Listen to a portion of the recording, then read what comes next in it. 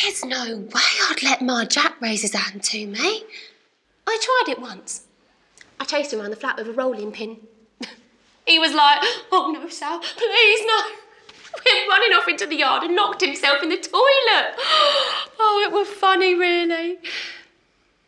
I could have killed him with that, you know. You gotta laugh. Oh, I'm sorry, Rita. It ain't nice, but I don't know why you stay with him. He's good looking, your Reg. I'll give him that. But that ain't no excuse to, you know. My Jack was handsome once. Kind of. I worked with his sister, Anne, down in Lyle's. She was always getting into fights with girls on the debris. Feisty like. Trouble, but nice trouble. Good for a drink. You remember her? She had the short hair. Used to get it cut in the barbers. Always wore bright red lippy, though. Popped out to the shop one day. Didn't come back. Fell down some hole on the Albert Road, round by where they was building them flats. No one knew she was there. Down there 2 days, I heard. Well, she weren't dead. Anyway, she introduced me to him. Went round her house after work. Went upstairs, and he was right there. Having a wash down in the sink. Just standing there in his pants. I didn't know where to look. Oh, he had smashing muscles on him. Nice arms. I said to Anne, "Oh, he's lovely, your brother. Imagine having a brother as lovely as that." She gave me ever such a funny look. He chatted me up in the Ilford Palais a week or so later. 2 left feet, he danced like a chicken. He said he didn't think I'd recognise him with his clothes on. I said, "Oh, you better take them off then and remind me." Offered me a lift home on the back of his motorbike. I said, "If your driving's anything like your dancing, I'd be better off on the bus." Anyway, my skirt were that tight I could barely open my legs. And I weren't going to ruin my hair on the back of a bike. Oh, he was sweet, though. Followed the bus all the way. Made sure I got home safe. Kissed me on my doorstep. I say kissed. My lip got caught in that funny gap he has between his teeth. That were 5 years past. Don't know where'd the time go. Do you remember my wedding dress from that shop down Old Street? Stylish, just below the knee. Still wear it now to a dance or something. I had to do it on the quick, do you remember? Jack was terrified my dad would find out. I weren't even showing. Only had 2 drinks all night as well. On my wedding day and all.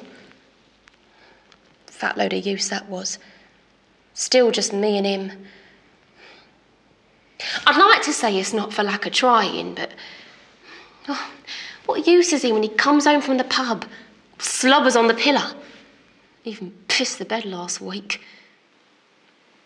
Do you and your Reg still? You know. I bet he has no trouble getting it up. You've been popping them out like Smarties. Do you know my Jack didn't even have a wash before he came out tonight? On our anniversary and all. Oh, and he smelled horrible too from work. Your Reg smelt nice, though. Bet he had a bath, didn't he? You're all right. You got a nice house. Bath indoors. I heard your Reg paid key money for that. Get what you can, though, I say. If I had my way, we'd be right out of here. Get a nice place out in Dagenham. Nice garden, bathroom. You know, if I had a bath indoors, I think I'd have one every other day. Just because I wanted to. Oh, cheer up, Rita. We've given the lads a slip. It's just us girls now. What pub we in anyway? The Kent Arms? Nearly all blokes in here. More for us though, eh? What you having? Brandy and baby sham?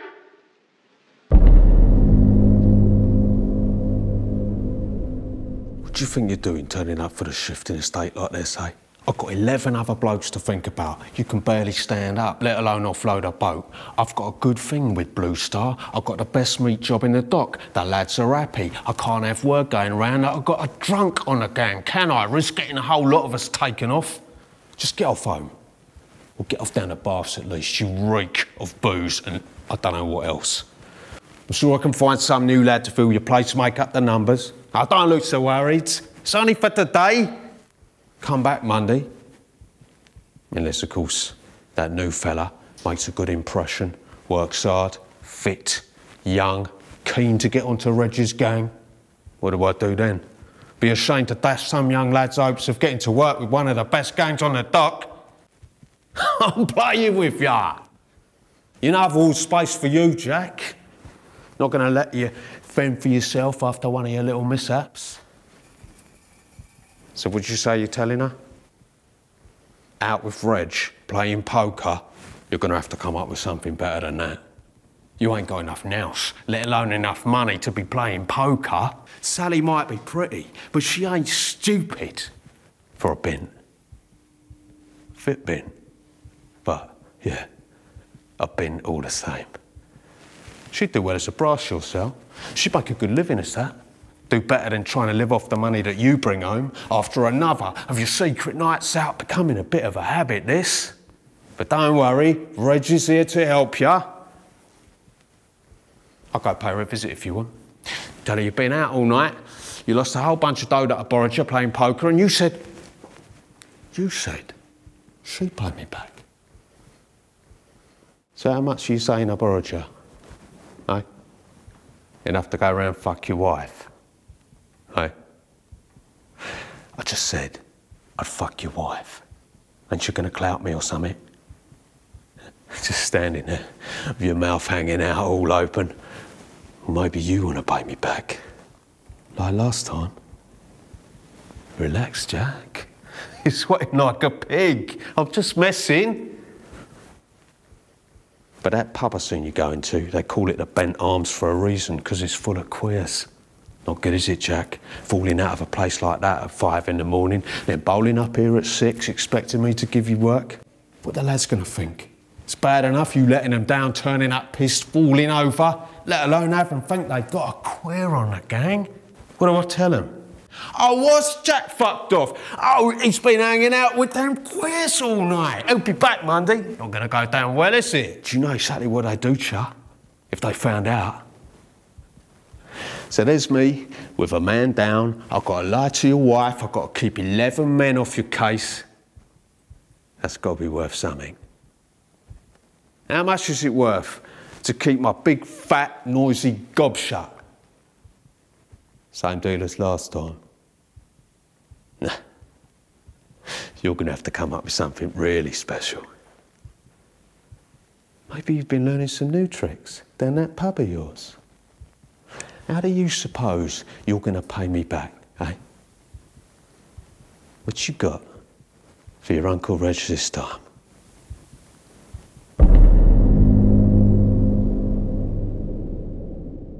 It's African violet, actually. And banana yellow, evening primrose, it says on the label. And I'll tell you something for nothing. Not everyone can wear this shade of yellow. Washes Rachel right out. Had to travel all the way up west to get these and all. You won't find these delicate hues in the menswear department of Marks and Sparks in the Barking Road. Exclusive only to their flagship store. And what would you know? Standing there, dressed in every shade of shit you could possibly imagine. Oh, me eyes, me eyes. It pains me to even look at you. You're a disgrace.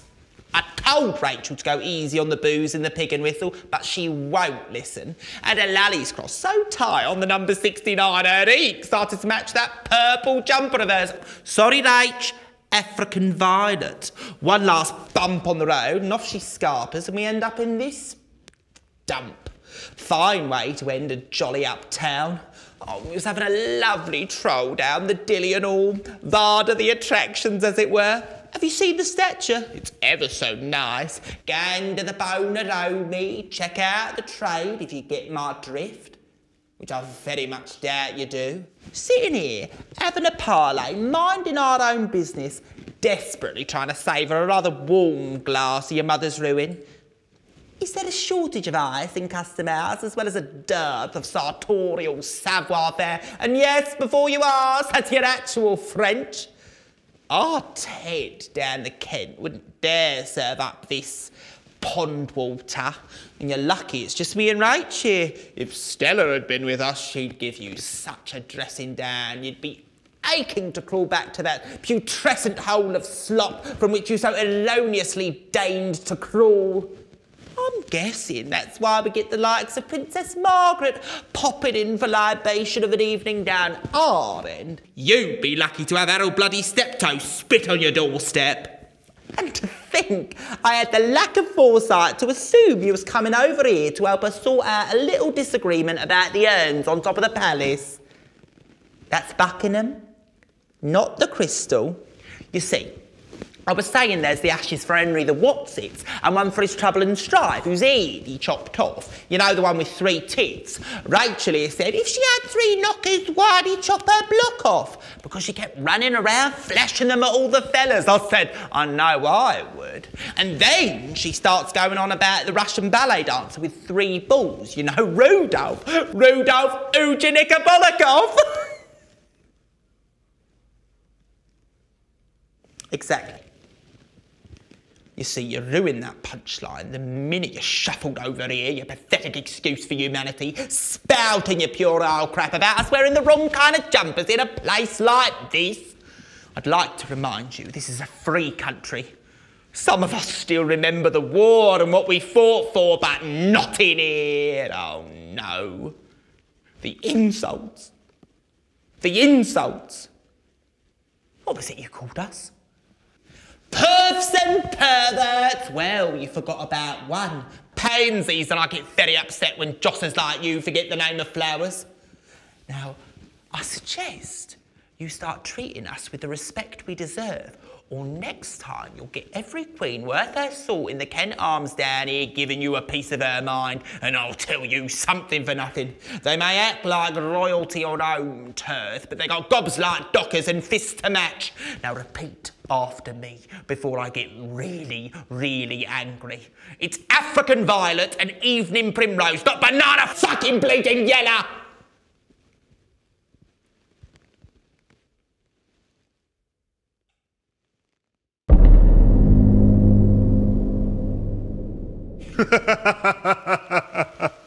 Romance? Me?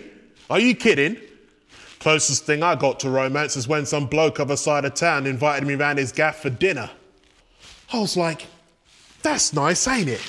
Something to eat, candles, do it proper like.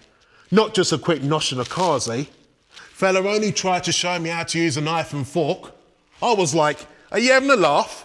The only thing louder than me laughing my head off was the sound of him hitting the deck when I smacked him in the face. You see, at least round here, people speak as they find. If they don't like you, they know to fuck off. You gotta know how to look after yourself. Me? I've been to prison twice. First time, got nipped by some plainclothes copper hanging around a cottage by the ferry. Let's just say he took his time enjoying himself before he decided to slap on the cuffs. Should have spotted his noddy bike outside. Second time, because I beat the same bleeding copper up. Chucked him and his noddy bike in the dock. Blubbered like a baby. Only helped him out because I knew his mum and I knew she'd worry where he was. Worth doing a stint in a cell for that, though, which is why we get no bother. Did you get the ferry coming over? You should have. I think that's what first sold me on this place. Bloody marvellous it was first time on that. Felt like I was going on holiday. If you're going the other way, sit downstairs. Nothing to see that side of the water. But below deck, you can see all the pistons, how the boat works. Fascinating stuff. All the kiddies trying to work it out. Marvellous it is. Oh, and I love the smell of oil. I think that's why I got a thing for greasers. But coming this way, especially at sunset, you want to sit on deck. Feel the wind, the boat moving.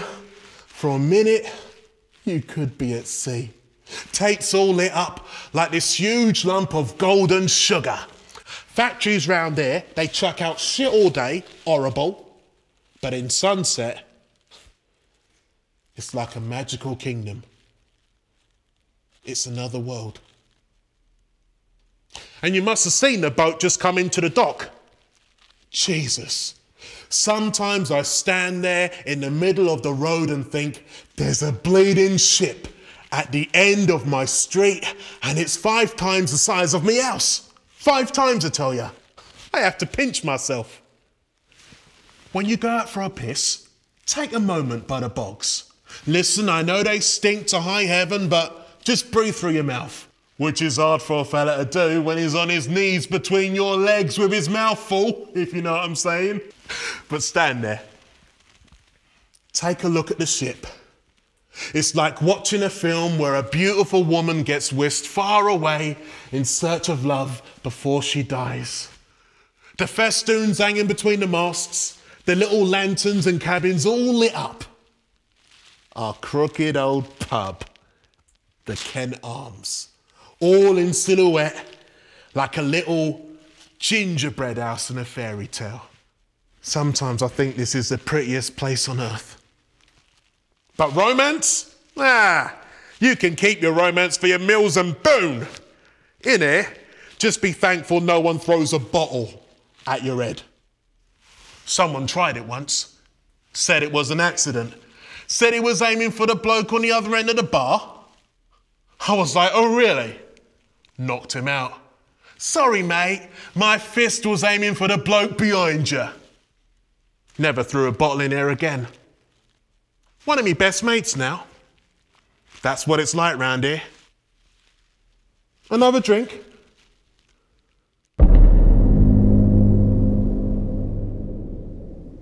Usually when a new face comes here, they'll bowl up as Bob, and after a drink or 3, they'll turn into Brenda. Or they'll introduce themselves as Denise, and by sunup they'll be back in their civvies sloping off to her indoors as Dennis. But with you, I can't work out which way you'll be going. Oi, Ted! If you see that Indian friend of yours, tell him Stella's still waiting for him to come pay her a visit. Tell him I'm a pussycat, really. Oh, and have a word with this bunch of seaweed coming down that way with that crate of beer. They look like they've been at it solid since they came in off that ship last night. And I don't want no trouble. I bet the Lily Law come sniffing around twice tonight. Well, the girls get jumpy if they think there's going to be trouble, especially with the police. When they're being all butch on a boat, they don't think twice about knocking each other out or tying a ship onto the dock. Stick 'em in a bit of silk chiffon. They can barely unbuckle a slingback. Do you need a frock, dear? Up the stairs, room on the left, knock twice. Girls keep it locked. They don't want no half-cut trade barging in on them before they're ready, spoiling the illusion. I have all sorts come down here. I had Kenneth Williams down last week. Comes down semi-regular, after a drink at the Kent Arms post-show. I could have sworn he had Princess Margaret with him. Well, I mean, actual royalty, Shea Stella. Oh, the riot was tortured to within an inch of its life. And she had a rock on her finger that big it could have doubled as a knuckle duster. I slapped her on the back. That's protocol round here. Curtsy, Your Royal Highness. Well, she turns round, face like a boxer, voice like a foghorn. She hadn't done a bad job with the maquillage, but that face, about as far away from Princess Margaret as caviar is to jellied eels. Well, I was dazzled by that rock. So smoky in there I couldn't see proper. Big lump of paste. You see, they prefer something big on the finger. Makes their martinis look small.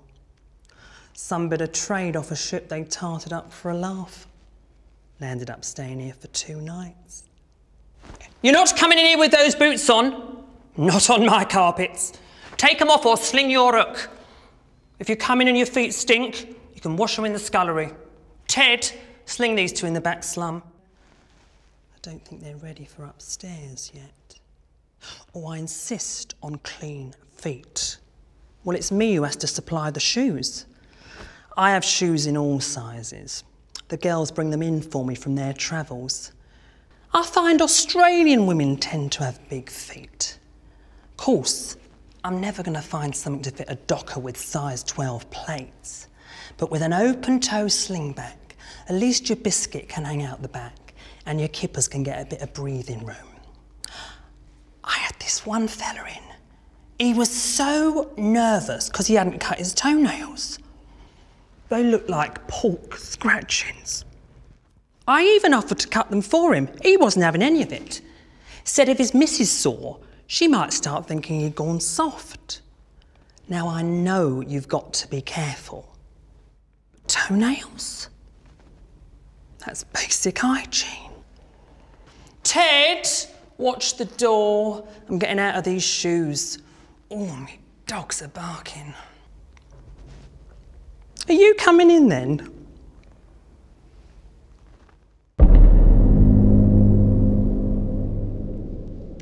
Oh, my eldest is so excited. He said they let the cooks on the tug do the horn at 12 o'clock, let off steam, pull the horn as much as they want. It's his first time doing it. He's only 14. Say only, he's a young man really. He said they wake you up just before midnight. He won't have slept. Still a kid really. He's always loved it when the boats do the horns at midnight. I hope Reggie's got the back door open. He'll be out front already. It's the only time of year I get a good word out of him. Wishing everyone Happy New Year, big grin on his face, passing the beers out. Good old Reg. Rest of the year he's so bloody tight you're lucky if you get the drippings off his nose. Let the old year out and let the new year in. It's a bad year if you don't do it. I do it every year. Never works. I do it for Mum. God rest you, Dorothy. I always feel a bit sad at midnight. You know, just a bit. But in a nice way. It's like it's the end of something. Back to normal before you know it. Tree out on the street. Mum used to put real candles on the tree, them little clip-on ones. Oh, I used to love the smell of the tree. And the candles. And the coal fire. I used to lie under the branches looking up at the candles flickering. It was lovely. Of course, you had to blow them out every night. We forgot once, went out, and the wax set the paper chains alight. Me mum thought the whole house would go up. Me and my brothers couldn't stop crying because we'd spent all day making them chains out of old newspaper. Kids, eh? You ain't really thinking of moving out, are ya? To Dagenham, like you said. I couldn't bear it if you went away. Never see you again. You're the only one round here who's got any idea what he's like. It was a right laugh, weren't it, down that pub, the Kent Arms? Full of all them funny fellas. I forgot all about everything. Even the next day, I couldn't stop smiling. I stuck my head in there earlier on my way back. It was jam-packed in there. That colour fella behind the bar had a Santa hat on. There was some little bloke kicking his legs on the bar. And then there was this woman sitting at the bar, shiny green dress, big red hair, holding court, all glamorous. I wanted to go in, I really did. Didn't seem right on my own. Felt silly. We should go again next New Year. What'd you say, Sal? Me and you. Oh, Sal, bloody hell, it's almost time. We can't miss it. I can see my boy now. Eyes all wide and excited, getting ready to blow the horn. I told him to think of his mum, and he will. Grab the saucepan, Sal. Anything. Not the teapot, you'll smash it. 10, 9, 8. Oh, Sal, I don't know whether to give you a big hug or bash me bin lids together. I love you, Sal. You're my best mate. Happy New Year, Sal. Go on, me boy. Blow the horn for your mum. I can hear ya. I can hear ya. Happy old Jews night, mate.